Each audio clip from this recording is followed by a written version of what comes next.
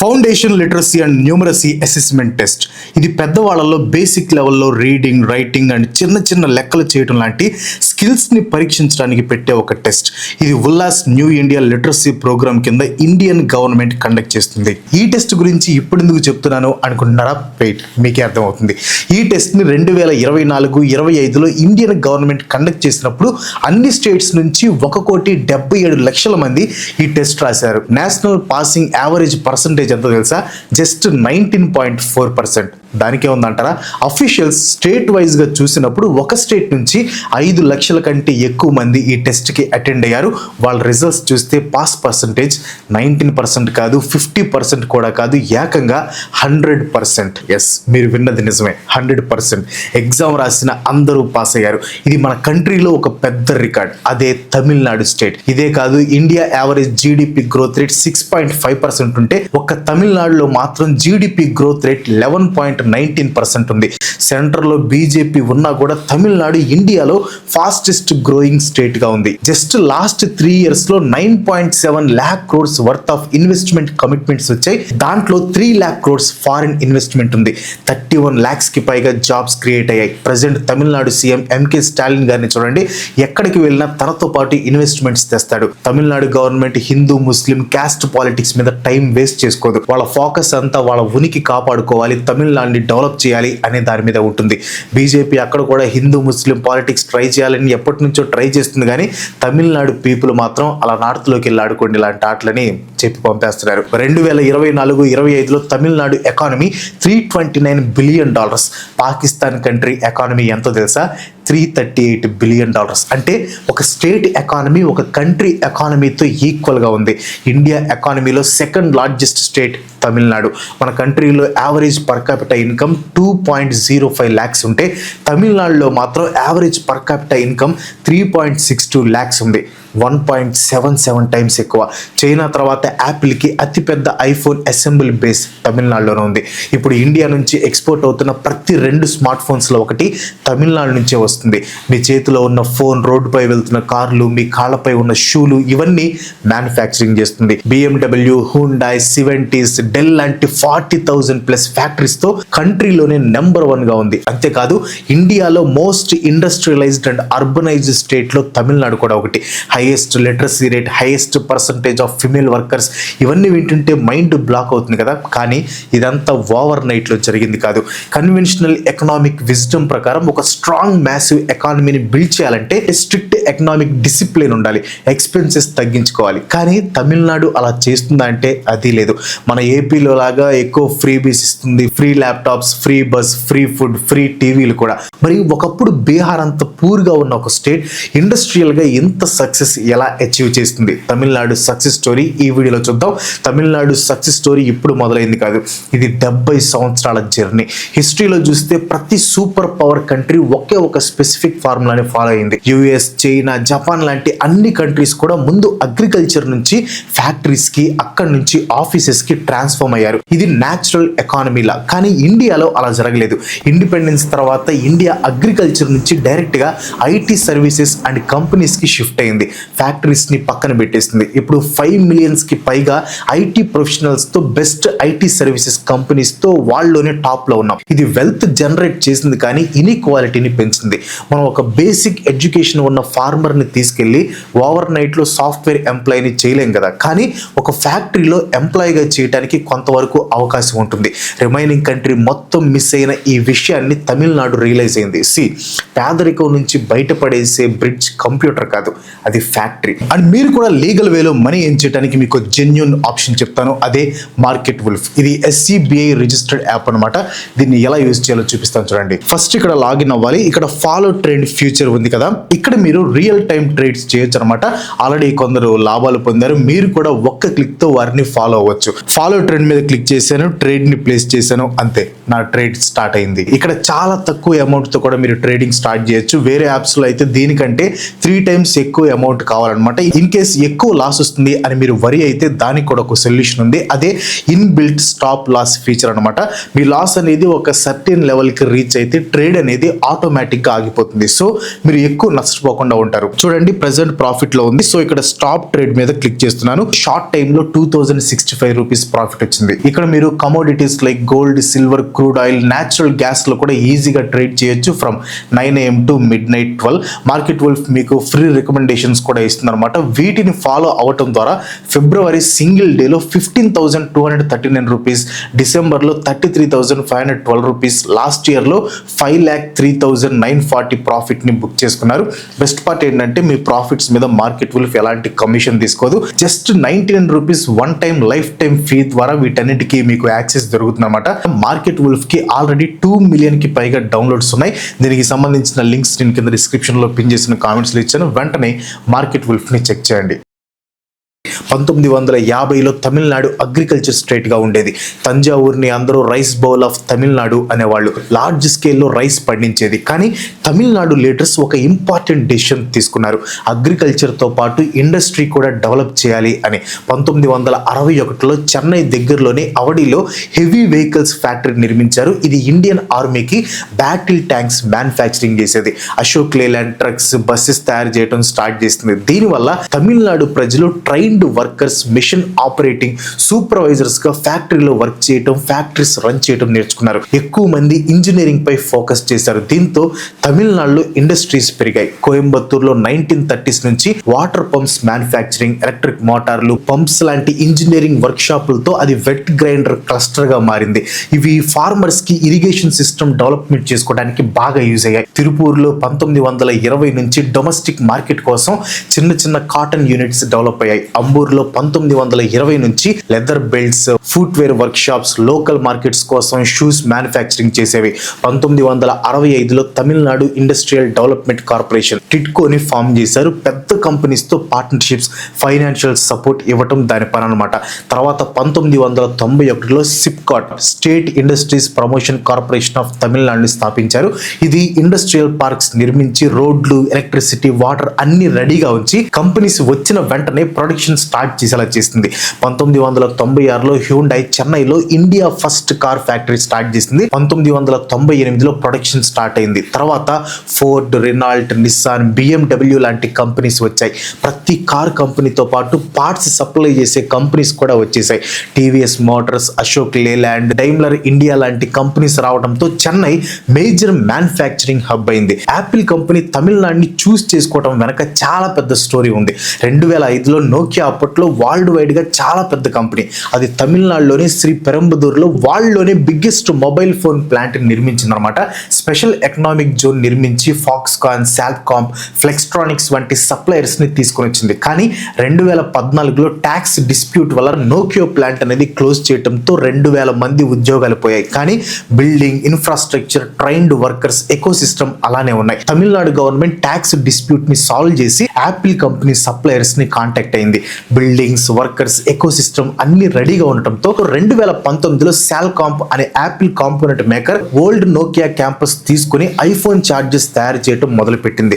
ఫ్యాక్టరీకి మళ్ళీ లైఫ్ వచ్చింది. ఇక్కడే తమిళనాడుకి ఒక విషయం అర్థమైంది. ఎలక్ట్రానిక్స్ ఫ్యూచర్ లో బాగా డెవలప్ అవుతుందని. కోవిడ్-19 వరల్డ్ వైడ్ గా చాలా ఇంపాక్ట్ చూపించింది. దీనివల్ల చైనా ఫ్యాక్టరీస్ కూడా క్లోజ్ అయ్యాయి. సప్లై చైన్ అనేది బ్రేక్ అయిందనమాట. చైనా పైన ఆధారపడిన కంపెనీస్ ప్రొడక్ట్స్ డెలివరీ చేయలేకపోయాయి. అదే టైంలో US government Chinese tech companies పైన రిస్ట్రిక్షన్స్ పెట్టింది. అమెరికా ఫర్మ్స్ ని చైనా పైన డిపెండ్ అవటం తగ్గించాలని ఎంకరేజ్ చేస్తుంది.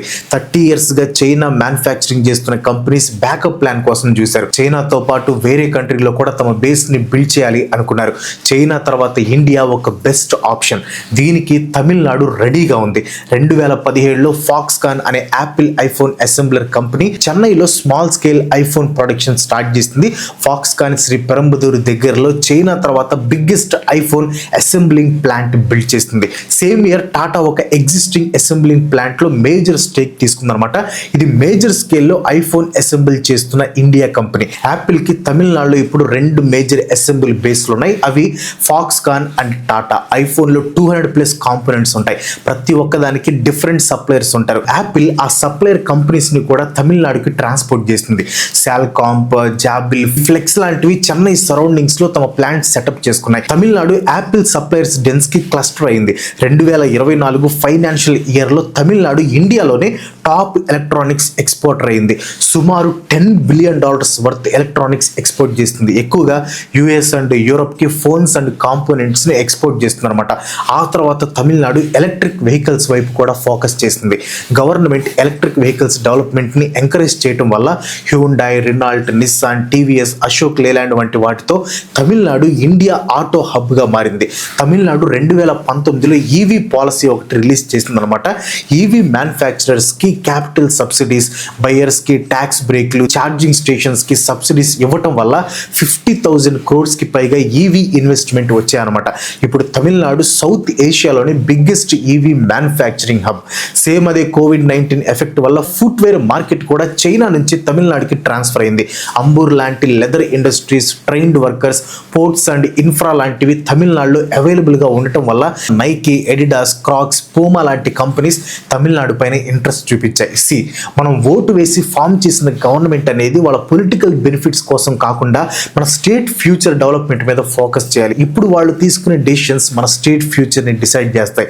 అలా కాకుండా ఏదో ఎలక్షన్స్లో విన్ అవ్వాలి కాబట్టి అప్పటికప్పుడు ఓటర్స్ని తమ వైపు తిప్పుకోవడం కోసం మేనిఫెస్టో ఒకటి పెట్టి మీకు అది ఇస్తాం ఇది ఇస్తాం అంటూ ఒకరిని మించి ఒకరు మరొకరు ప్రామిస్ చేసి పవర్లోకి వచ్చిన తర్వాత అవి చేయలేకపోతే మళ్ళీ పవర్లోకి రామేమో అనే భయంతో వాటిని అమలు చేయడానికి ట్రెజరీ మొత్తం ఖాళీ చేసి గవర్నమెంట్స్ మన ఫ్యూచర్ని ఎలా బాగు చేస్తాయి చెప్పండి. నేను ఫ్రీబీస్కి అగెనిస్ట్ కాదు. ఆల్రెడీ ఫ్రీబీస్ గురించి నేను ఒక డీటెయిల్డ్ వీడియో కూడా చేశాను, కావాలంటే ఒకసారి చూడండి. ఫస్ట్ ఆఫ్ ఆల్ వెల్ఫేర్ అనేది చాలా ఇంపార్టెంట్. ఏది చేసినా మన ఫ్యూచర్ని దృష్టిలో ఉంచుకొని చేయాలి. తమిళనాడు ఇప్పుడు ఇండియాలోని బిగ్గెస్ట్ ఇండస్ట్రియల్ హబ్గా $1 trillion ఎకానమీ వైపు దూసుకుపోవడానికి అక్కడ పొలిటికల్ లీడర్స్ యొక్క పాలసీస్ మేజర్ రోల్ ప్లే చేశాయి.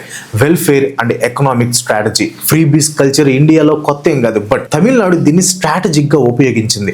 ఏదో ఊరికే మనీ ఖర్చు చేయడం కాకుండా ప్రజల్లో ఇన్వెస్ట్ చేసి ఆ ఇన్వెస్ట్మెంట్ ఎకనామిక్ గ్రోత్గా తిరిగి వచ్చేలా చేస్తుంది. ఎవ్రీ 3 kilometers ఒక స్కూల్ పెట్టారు. 1956లో మిడ్ డే మీల్ స్కీమ్ మొదలు పెట్టారు. తర్వాత 1995లో సెంట్రల్ గవర్నమెంట్ కూడా ఇంప్లిమెంట్ చేస్తుంది. ఫ్రీ యూనిఫామ్, ఫ్రీ టెక్స్ట్ బుక్లు, ఫ్రీ సైకిల్స్, ఫ్రీ బస్ పాస్లు, కాలేజ్ స్టూడెంట్స్ కి ఫ్రీ ల్యాప్టాప్స్ ద్వారా ఎడ్యుకేషన్ సిస్టమ్ కి టాప్ మోస్ట్ ప్రియారిటీ ఇచ్చారు. ముఖ్యంగా ఎడ్యుకేషన్ అండ్ ఎంప్లాయ్మెంట్ ప్రోగ్రామ్స్ ద్వారా ఉమెన్ ఎంపవర్మెంట్ మీద హై ఇన్వెస్ట్మెంట్స్ చేశారు. రిమైనింగ్ స్టేట్స్ లో teachers absent average percentage 40 to 50% ఉంటే తమిళనాడులో మాత్రం టీచర్స్ ఆబ్సెంట్ పర్సంటేజ్ జస్ట్ 15%. దీనివల్ల అక్కడ ప్రెసెంట్ లిటరసీ రేట్ 95% ఉంది. త్వరలో 100% అచీవ్ చేస్తుందని ఎక్స్పర్ట్స్ చెప్తున్నారు. ఈ సంవత్సరంలోనే వెల్ఫేర్ ప్రోగ్రామ్స్ పైన 90,000 కోట్లు ఖర్చు పెట్టారు. ఇది స్కిల్డ్ వర్క్ ఫోర్స్ ని క్రియేట్ చేస్తుంది. Factories, jobs and economic growth కి హెల్ప్ అవుతుంది. నెక్స్ట్ వచ్చేసి small business and supply chain. ఒక కంపెనీ కార్ మ్యానుఫ్యాక్చరింగ్ చేస్తుందంటే ప్రతి పార్ట్ అదే కంపెనీలో మ్యానుఫ్యాక్చర్ చేయరు. చాలా మంది సప్లయర్స్ నుంచి తీసుకుంటారు అనమాట. ఎగ్జాంపుల్ కార్ సీట్ ఒక కంపెనీ నుంచి, డాష్ బోర్డ్, టైర్స్, లైట్స్ ఇలా ఒక్కొక్క సప్లయర్ నుంచి తీసుకుంటుంది అనమాట. తమిళనాడు గవర్నమెంట్ ఈ ప్రాబ్లమ్ ని సాల్వ్ చేస్తుంది. అక్కడ 33 lakhs registered small and medium business companies ఉన్నాయి. ఇవి ఫ్యాక్టరీస్ కి కావాల్సిన కాంపోనెంట్స్ ని తయారు చేస్తాయి. Government common facility centre CFC build చేస్తుంది. Expensive testing equipment, quality labs ని స్మాల్ బిజినెస్ లకి అవైలబుల్ గా ఉంచాయి. ప్రెసెంట్ 28 సెంటర్స్ రన్ అవుతున్నాయి, ఇంకో 16 కన్స్ట్రక్షన్ అవుతున్నాయి అనమాట. క్యాపిటల్ సబ్సిడీ, సర్టిఫికేషన్ సపోర్ట్ కూడా ఇవ్వడంతో ఇది సప్లై చైన్ ని ఫామ్ చేస్తుంది. అన్ని అందుబాటులో ఉండటంతో మ్యానుఫ్యాక్చరింగ్ ఫాస్ట్ గా, చీప్ గా, రియలబుల్ గా జరుగుతుంది. దీనికి అలవాటు పడిన పెద్ద కంపెనీస్ ఆ కంఫర్ట్ జోన్ నుంచి బయటకు వెళ్ళడానికి ఇష్టపడవు. ఎందుకంటే సప్లై చైన్ మొత్తం అక్కడే ఉంది. ప్రొడక్షన్ పెరిగితే చిన్న బిజినెస్లు కూడా పెరుగుతాయి. నెక్స్ట్ వచ్చేసి political stability and consensus. Tamil Nadu politics లో డిఎంకే, IAADMK 2 పార్టీలు 50 సంవత్సరాలుగా లాంగ్వేజ్, క్యాస్ట్, పాలసీస్ విషయంలో పోటీ పడుతున్న తమిళనాడు ఇండస్ట్రియల్ గ్రోత్ విషయంలో మాత్రం 2 పార్టీలు ఒకే స్టాండ్ తీసుకుంటాయి. Tamil pride, social justice, economic development పైన 2 పార్టీలు ఒకేలా ఉంటాయి. ఎలక్షన్స్ లో ఫైట్ చేసిన ఒక పార్టీ చేసిన డెవలప్మెంట్ అగ్రిమెంట్స్ ని ఇంకో పార్టీ క్యాన్సిల్ చేయదు. డిఎంకే ఒక కంపెనీతో ఇన్వెస్ట్మెంట్ అగ్రిమెంట్ చేస్తే AIADMK పవర్లోకి వచ్చినా దానికి రెస్పెక్ట్ ఇస్తుంది. AIADMK ఇండస్ట్రియల్ పార్క్ నిర్మిస్తే DMK దాన్ని కంటిన్యూ చేస్తుంది. ఇది కంపెనీస్ కి చాలా ఇంపార్టెంట్. 1,000 కోట్లు ఇన్వెస్ట్ చేసే కంపెనీస్ కి మినిమం 20 years స్టేబుల్ ఆపరేషన్ ఉండాలి. కండిషన్స్ అనేవి ఎలక్షన్స్ తర్వాత, గవర్నమెంట్ మారిన తర్వాత మారిపోకూడదు. తమిళనాడు గవర్నమెంట్ కంపెనీస్ కి ఆ కాన్ఫిడెన్స్ ఇస్తుంది. మరి మన సంగతి ఏంటి? వద్దులే మళ్ళీ గొడవలు అయిపోతాయి. నెక్స్ట్ వచ్చేసి క్లస్టర్ ఎకానమీ. చాలా స్టేట్స్ ఏం చేస్తాయి అంటే ఇండస్ట్రీస్ని ఒకే చోట కాన్సన్ట్రేట్ చేస్తాయి. ఒకప్పటి మన ఆంధ్రప్రదేశ్ని తీసుకోండి, ఐటీ డెవలప్మెంట్ మొత్తం హైదరాబాద్లోనే జరిగింది. మహారాష్ట్రలో పూణే, గుజరాత్లో అహ్మదాబాద్ ఇలా అనమాట. దీనివల్ల traffic and high cost problems వస్తాయి. కానీ తమిళనాడు అలా కాదు, స్టేట్ వైడ్గా మల్టిపుల్ క్లస్టర్స్గా ఒక్కొక్కటి ఒక్కో ఇండస్ట్రీలో స్పెషలైజ్ చేసేలా చేస్తుంది. తిరుపూర్లో 20,000+ నిట్వేర్ మ్యానుఫ్యాక్చరింగ్ కంపెనీస్ ఉన్నాయి. ఇండియాలో కాటన్ నిట్వేర్ ఎక్స్పోర్ట్లో 90% ఇక్కడ నుంచే ఉంటాయి. అండ్ 10 lakhs జాబ్స్ కూడా. కోయంబత్తూరులో 50,000+ ఇంజనీరింగ్ ఫర్మ్స్, అంబూర్లో లెదర్ అండ్ ఫుట్వేర్, చెన్నై శ్రీ పెరంబదూర్లో ఆటో అండ్ ఎలక్ట్రానిక్స్, హొసూర్లో ఆటోమొబైల్ కాంపోనెంట్స్, ఇలా డిఫరెంట్ ప్లేసెస్లో డిఫరెంట్ మ్యానుఫ్యాక్చరర్స్ ఉంటారు. దీనివల్ల జాబ్స్, ఎకనామిక్ గ్రోత్ స్టేట్ మొత్తం స్ప్రెడ్ అయ్యాయి.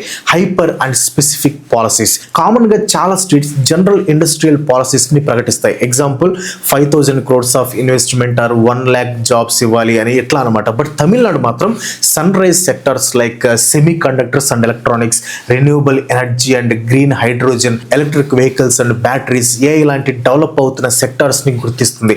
అలాంటి కంపెనీస్ కి 50% వరకు subsidy, land subsidy, stamp duty, power tariff cuts లాంటివి ఇన్వెస్ట్మెంట్ సైజుని బట్టి ఎన్ని జాబ్స్ క్రియేట్ చేయొచ్చు, ఈ ప్లేస్ లో సెటప్ చేస్తే ఎంత బెనిఫిట్ అనేది డిసైడ్ చేస్తుంది. Future vision 2030. తమిళనాడు ఎప్పుడు ఎకనామిక్ పవర్ 2024-25లో స్టేట్ జిఎస్డిపి 31.19 లక్షల కోట్లు. ఇండియా ల్యాండ్ లో 4%, పాపులేషన్ లో 6% మాత్రమే ఉన్న కంట్రీ జీడిపిలో మాత్రం 11.19% కాంట్రిబ్యూట్ చేస్తుంది. 40,000 ఫ్యాక్టరీస్ తో ఫస్ట్ ప్లేస్ లో, 25 lakhs రిజిస్టర్డ్ ఎంఎస్ఎంఈ కంపెనీస్ తో సెకండ్ ప్లేస్ లో ఉంది. ఎలక్ట్రానిక్స్ లో top exporter, auto, textile, leather industries లో మేజర్ ప్లేయర్. 2030 నాటికి $1 trillion ఎకానమీగా మారాలి అనేది తమిళనాడు గవర్నమెంట్ టార్గెట్. అండ్ వాళ్ళు రీచ్ అవుతారు. తమిళనాడు ఇది అచీవ్ చేస్తే అది ఇండియాలోని మోస్ట్ రిచెస్ట్ స్టేట్ మాత్రమే కాదు, హై వాల్యూ ఇన్నోవేషన్ లో కాంపిటీషన్ ఇస్తుంది. ఇండియాని వరల్డ్ వైడ్ గా మ్యానుఫ్యాక్చరింగ్ లో చైనా అండ్ వియత్నాం ని పక్కన నిలబెట్టడంలో తమిళనాడు స్టేట్ ముఖ్య పాత్ర పోషించింది.